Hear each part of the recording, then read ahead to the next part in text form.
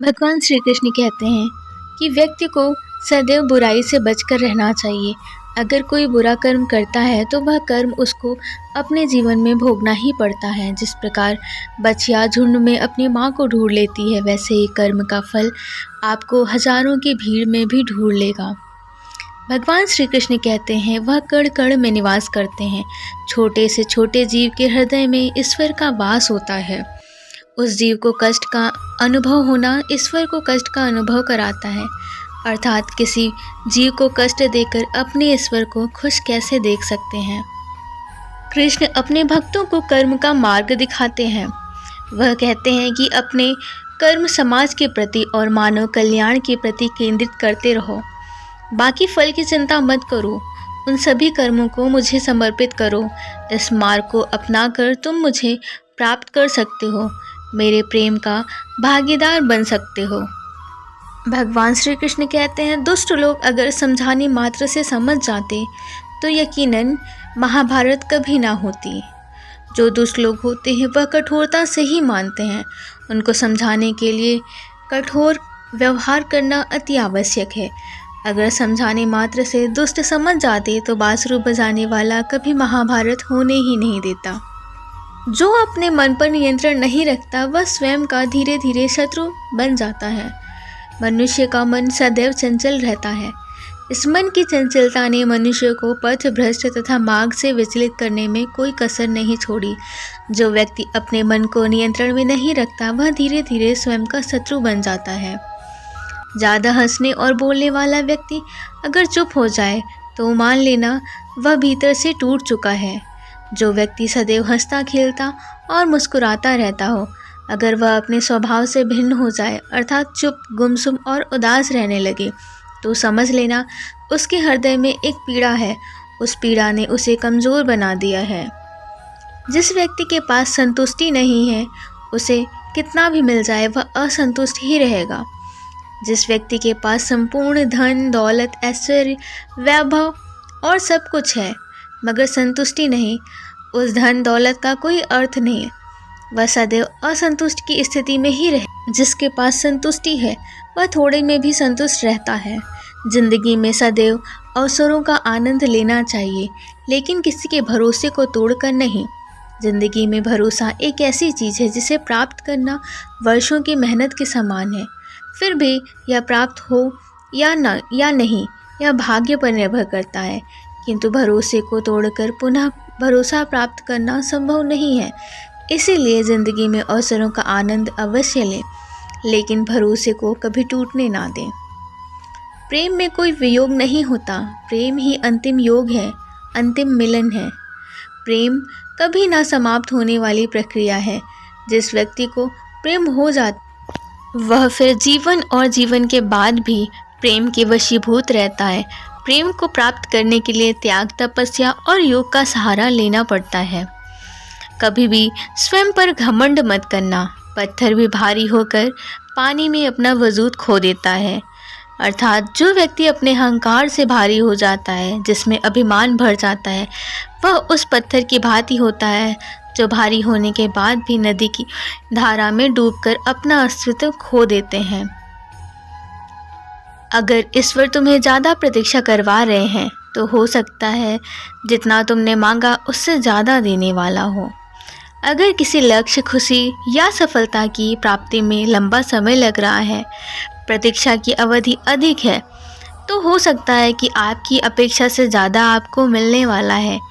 अपने कर्म पर अडिग रहिए और विश्वास रखिए उस ईश्वर पर जो आपके कर्म की परीक्षा ले रहा है। जीवन ना तो भविष्यवाणी में है और ना ही अतीत में।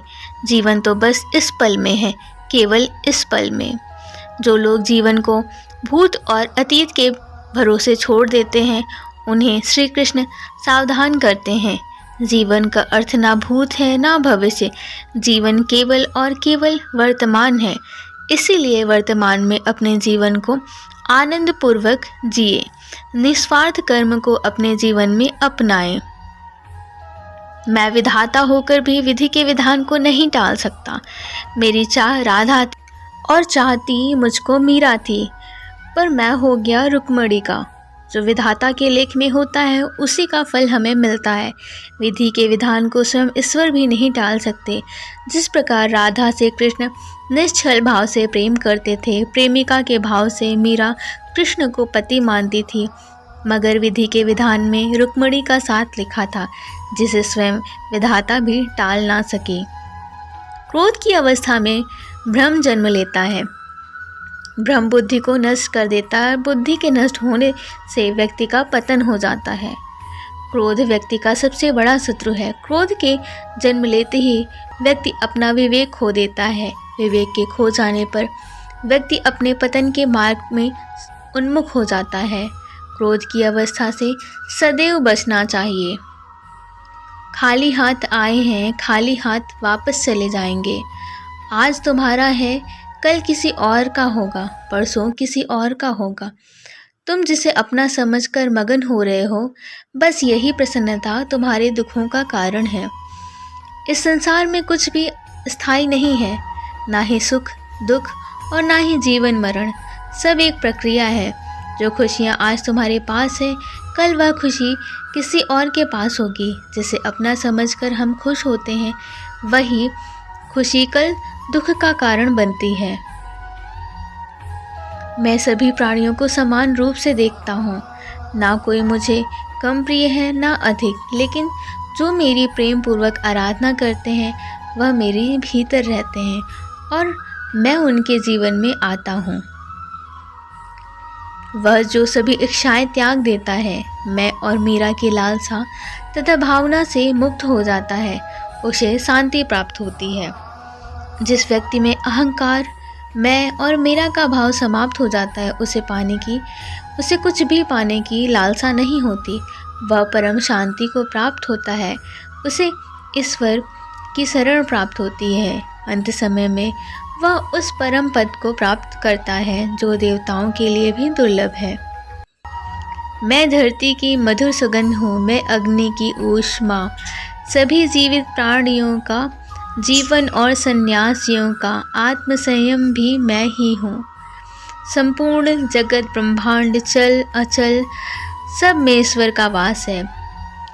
यह ईश्वर की ही माया है जो पूरे ब्रह्मांड में व्याप्त है। वही ईश्वर धरती पर मधुर संगीत है। वही ईश्वर अग्नि की ऊष्मा है। उसी ईश्वर का वास प्रत्येक प्राणियों में है। जो सन्यासियों के चित्त को शांत कर साधना में लीन करता है, वह आत्म संयम भी ईश्वर ही है। फल की अभिलाषा छोड़कर कर्म करने वाला पुरुष ही अपने जीवन को सफल बनाता है। अर्थात जो व्यक्ति कर्म में विश्वास रखता है, अपने कर्म के पीछे नहीं हटता, फल की चिंता नहीं करता, वह पुरुष अपने जीवन को सफल बनाता है। फल की चिंता करने वाला व्यक्ति कभी अपने जीवन को सफल नहीं बना सकता। इस भौतिक जगत में जो व्यक्ति ना तो सुख की प्राप्ति से हर्षित होता है और ना अशुभ के प्राप्त होने पर उससे घृणा करता है, वह पूर्ण ज्ञान में स्थिर रहता है। यह संसार नश्वर है। इस जगत में सुख दुख हर्ष विषाद आदि लगा रहता है। क्षण भर के सुख से जो खुश नहीं होता, अशुभ होने पर जो दुखी नहीं होता, वह व्यक्ति सच्चा ज्ञानी होता है। उसे ज्ञान प्राप्त होता है। यह सब क्षण भर के लिए ही होता है, भले ही वह सुख हो चाहे दुख। जो अपने हिस्से का काम किए बिना ही भोजन पाते हैं, वह चोर हैं। यह जीवन कर्म प्रधान है। जो व्यक्ति कर्म करके परिश्रम करके अपने लिए कुछ अर्जित करता है, वह वास्तविक रूप से उस फल का भागी है। अन्यथा वह चोर की भांति जिसे बैठे बिठाए सब मिल जाता है। जिस व्यक्ति को आपकी कदर नहीं, उसके साथ खड़े रहने से अच्छा आप अकेले रहें। जिस व्यक्ति के पास आपके लिए मान सम्मान और कद्र ना हो, उसके साथ रहना व्यर्थ है। वह सदैव आपके लिए शत्रुता का भावना रखेगा। ऐसे व्यक्तियों के साथ रहने से उत्तम है आप अकेले रहें। हद से ज़्यादा सीधा साधा होना भी ठीक नहीं, क्योंकि जंगल में सबसे सीधे पेड़ों को ही काटा जाता है। इस जीवन में अधिक सीधा साधा सरल होना भी अनुचित है। जो सरल और सीधे स्वभाव का होता है, लोग उसका अनायास फ़ायदा उठाते हैं। आज की वीडियो में बस इतना ही। अगर वीडियो पसंद आई हो तो प्लीज़ मेरे चैनल को लाइक, शेयर और सब्सक्राइब ज़रूर करें। Thank you for watching.